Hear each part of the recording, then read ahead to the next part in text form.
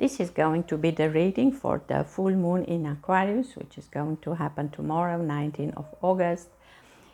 I'm very excited about this reading because I believe that this event, and together with the other astrological events that I'm going to mention, are like a long-awaiting systematic change. The energies that are coming, if we are working with them in a conscious way, we can really create big changes. And remember, we are the gardener of our energy, so a way will be for us to check where the planets involved and the degrees are in our charts. I will mention that, and then have an idea in which area of our life we can garden our energy. As I said, first thing first, we have the full moon, the moon. The wisdom of the moon is the one healing us, freeing us as we allow ourselves to feel the total range of our emotion. It doesn't ask us to compartmentalize these feelings. The moon teaches us that everything we feel is useful, especially the feelings we try to discard. And then we have opposite the sun. In Yoruba cosmology, the Orisha of Obatala can be seen as a representation of the sun's energy. A symbol of clarity and creation, Obatala is also called the Sky Father, similar to Ra in ancient Egypt. The sun placement in your charts show us how our centered energy is expressed or has the potential to be expressed. It exposes our core essence and highlights both our strengths and areas we can improve.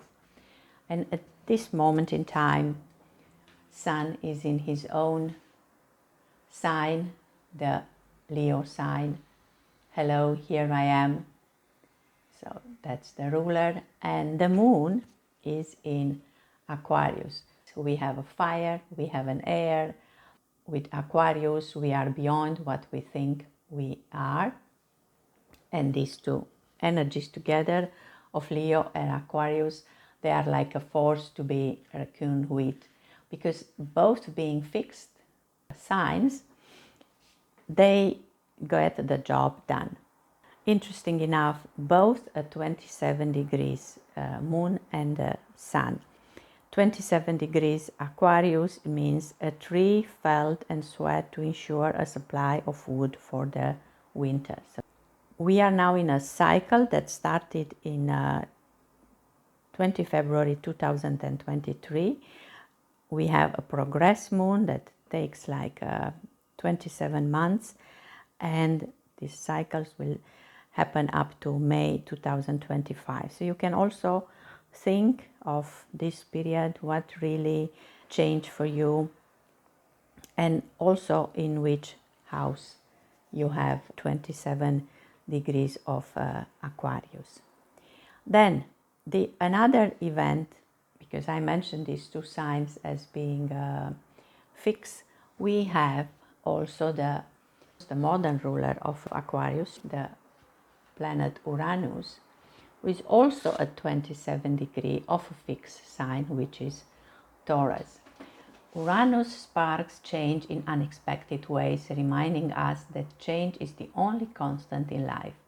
Uranus is the type of energy that makes us talk about things other way prefer to brush under the rug.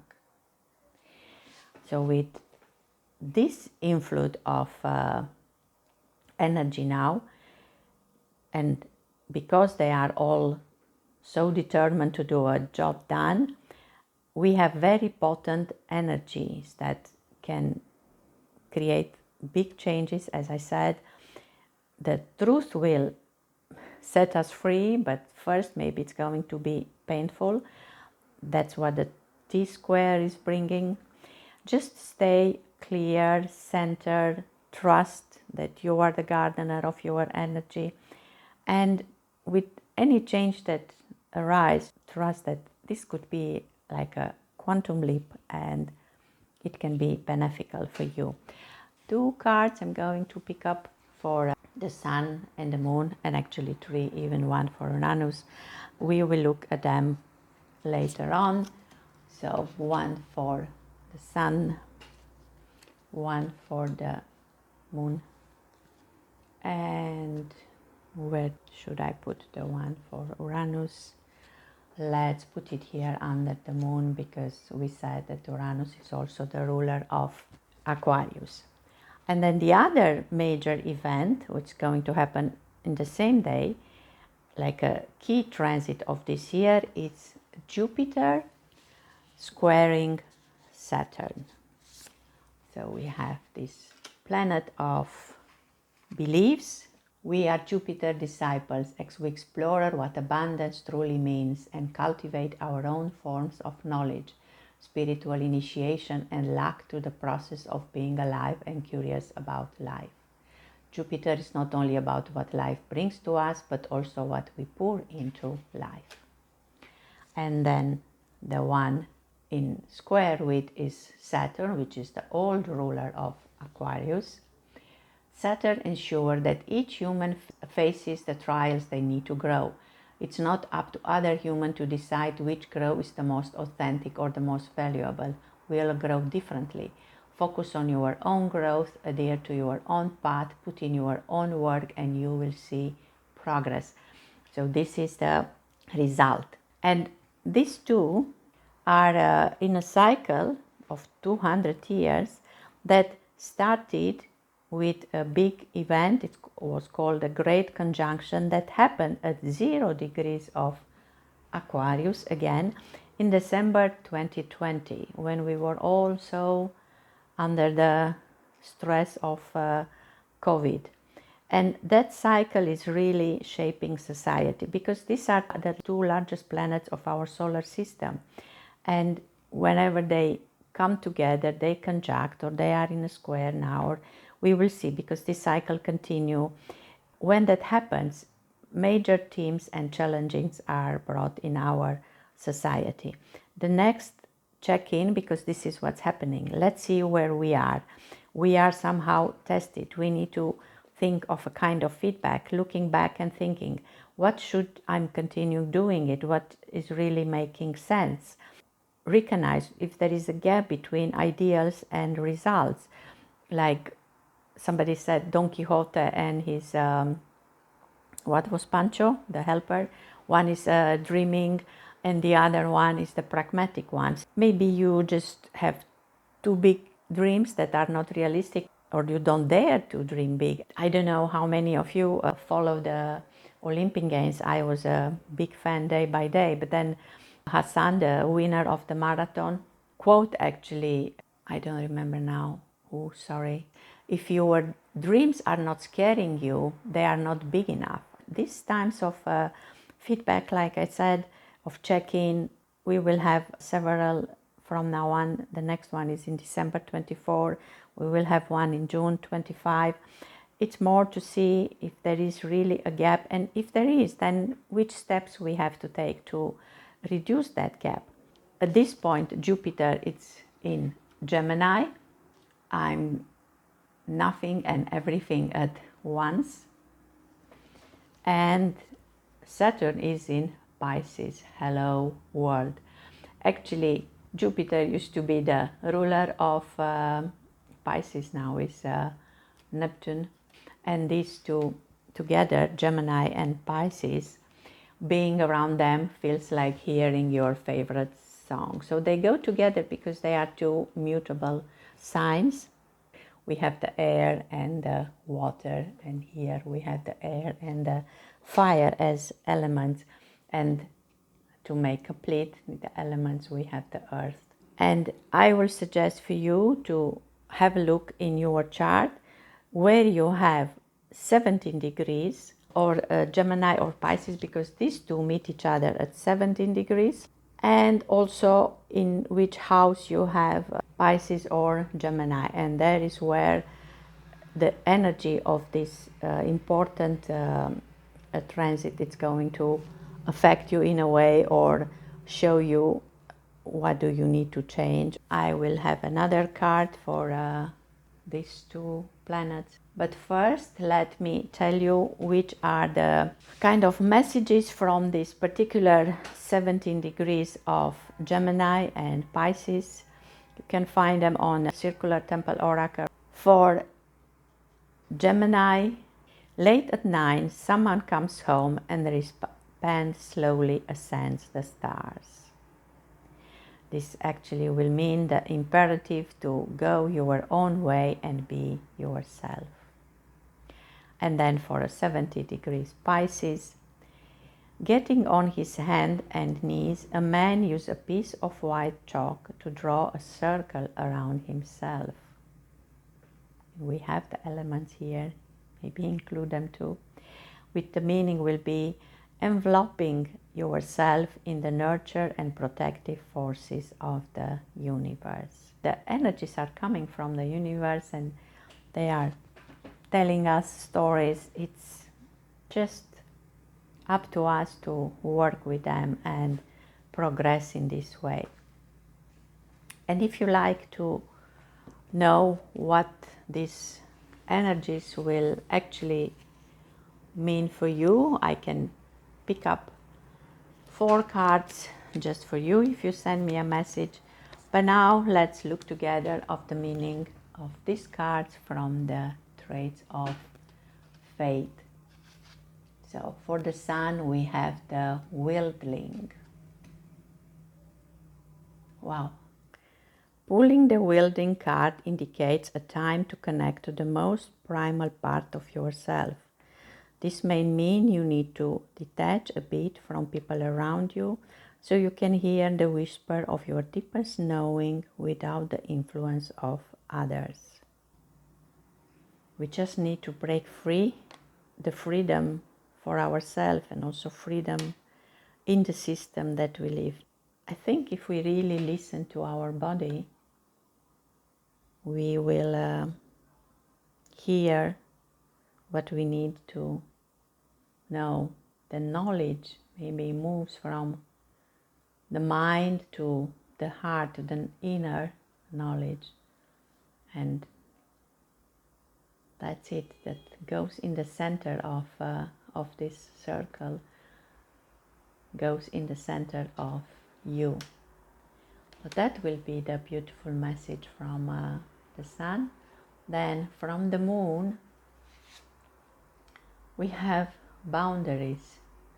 We just said to break free. Boundary can be a difficult thing to master. Most people are not raised with a firm understanding of healthy boundaries and either end up being closed off or allow themselves to be invaded. It requires balance and knowing exactly what your needs are. This card asks you to check in with yourself and see where you live on the boundary spectrum. Do you have a healthy relationship with them? Do you struggle in communicating around them? Are there any patterns that continue to crop out around boundaries in your life? Take a minute and allow your body to relax. Begin scanning your body with boundaries in mind. Where do you feel invaded? What lives there? Are there any places in your body that are calling your attention and asking for more empowered boundaries? Then check it with your throat and your heart. Is there anything it wants to communicate around boundaries?